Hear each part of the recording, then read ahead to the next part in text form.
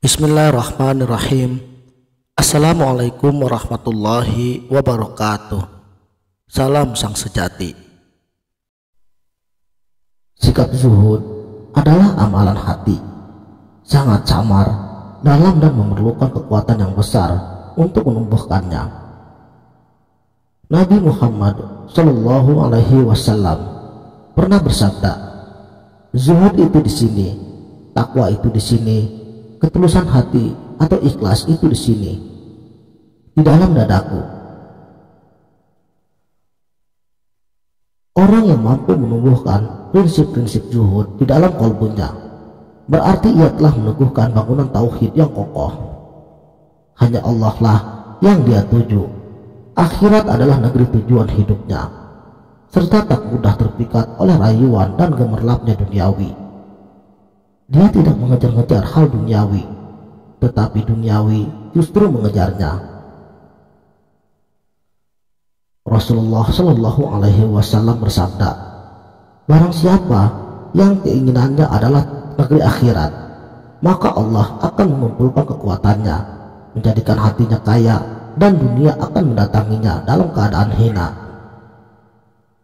Namun barang siapa yang niatnya mencari dunia, Allah akan mencerai-beraikan urusan dunianya, menjadikan kefakiran di pelupuk matanya, dan dunia yang berhasil diraihnya hanyalah apa yang telah ditetapkan baginya. Hadis riwayat Ahmad dan Ibnu Hibban. Jadi, memilih hidup zuhud bukan berarti melalaikan tugas, kewajiban dan tanggung jawab sebagai manusia, bukan meninggalkan kewajiban untuk mencari nafkah untuk keluarga, bukan pula berlari dan bersembunyi di dalam gua, bukan pula meminta kepada Allah untuk segera meninggalkan dunia ini. Namun, zuhud adalah kesadaran jiwa yang selalu kokoh dalam memegang tujuan penciptaan, yakni tujuan beribadah dan menjadi hamba yang fakir. Zuhud adalah kesadaran jiwa bahwa yang selalu mengisi kalbunya hanya Allah, bukan selainnya. Oleh karena itu, Syekh Abdul Qadir Al-Jailani, beliau mengingatkan, genggamlah dunia ini di tanganmu, jangan di dalam hatimu.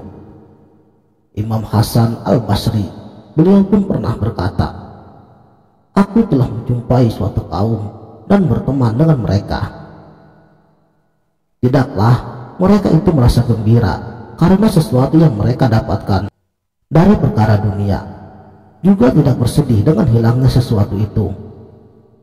Dunia di mata mereka lebih hina daripada tanah. Salah seorang di antara mereka hidup 1 ataupun 2 tahun dengan baju yang tidak pernah berterlipat, tidak pernah meletakkan periuk di atas dapur, tidak pernah meletakkan sesuatu antara badan mereka dengan tanah, dan tidak pernah memerintahkan orang lain membuatkan makanan untuk mereka. Bila malam tiba, mereka berdiri di atas kaki mereka, meletakkan wajah-wajah mereka dalam sujud dengan air mata bercucuran di pipi-pipi mereka, dan bermunajat kepada Allah agar melepaskan diri mereka dari penghambaan duniawi. Ketika mereka beramal kebaikan, mereka bersungguh-sungguh dengan memohon kepada Allah untuk menerimanya. Apabila berbuat keburukan, mereka bersedih dan bersegera meminta ampunan kepada Allah. Mereka senantiasa dalam keadaan demikian. Demi Allah, tidaklah mereka itu selamat dari dosa kecuali dengan ampunan Allah. Semoga Allah melimpahkan rahmat dan ridhonya kepada mereka. Saudaraku sang sejati,